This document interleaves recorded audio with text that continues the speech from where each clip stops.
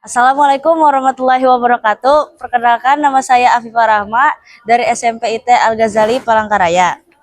Kali ini saya akan membacakan hasil resensi saya yang berjudul Serulung Sakti Sang Guru. Setiap nada punya makna, setiap guru punya cerita.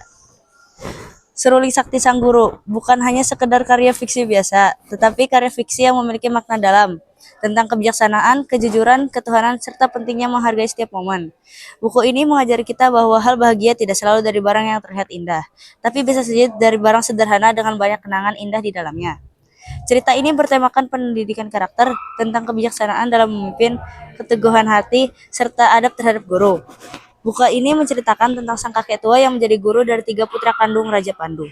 Raja dari kerajaan Gemah yang cerdas dan bijaksana. Sang kakek sering kali dipanggil kakek guru oleh semua orang. Kakek guru merupakan orang yang sederhana serta rendah hati. Karena hal itulah yang membuat kakek guru mendapatkan simpati dan dihormati oleh orang. Pada suatu hari, Pangeran Jaya dan Pangeran Satya penasaran dengan seruling merek kakek guru. Mereka mengendap-endap mengikuti kakek guru. Pangeran Jaya merupakan anak pertama dari Raja Pandu dan Pangeran Satria merupakan anak kedua. Jarak usia Jaya dan Satria tak terlalu jauh, dan postur mereka juga hampir sama. Saat keduanya sedang mengendap, mereka mulai melihat kakek guru duduk di atas kursi bambu yang berada di sudut ruangan. Seruling itu tampak biasa, tidak ada ukiran penuh cita rasa seni, hanya seperti seruling biasa yang dijual di pasaran. Kakek guru mulai meniup seruling itu, jemarinya bergerak lembut.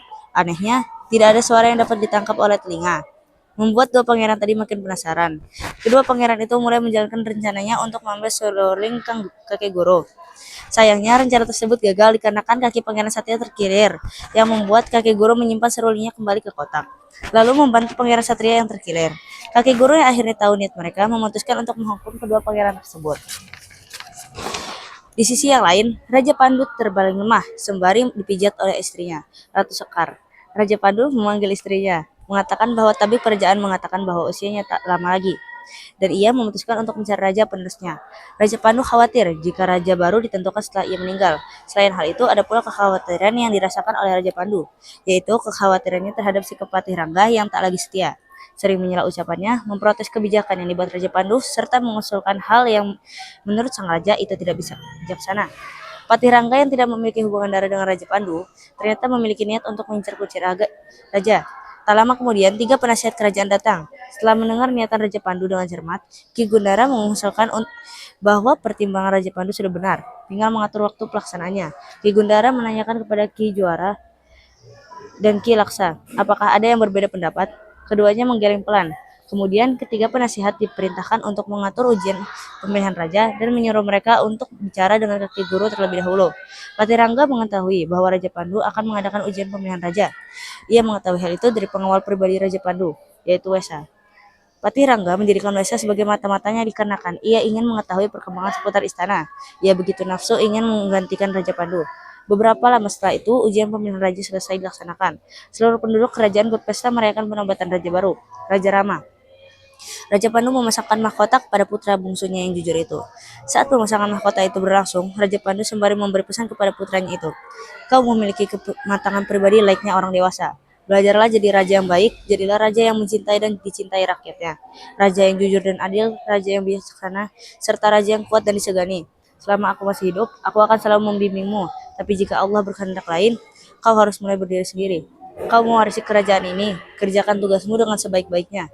Mintalah selalu perlindungan dan pertolongan Allah." Itulah pesan yang disampaikan Raja Pandu kepada putranya.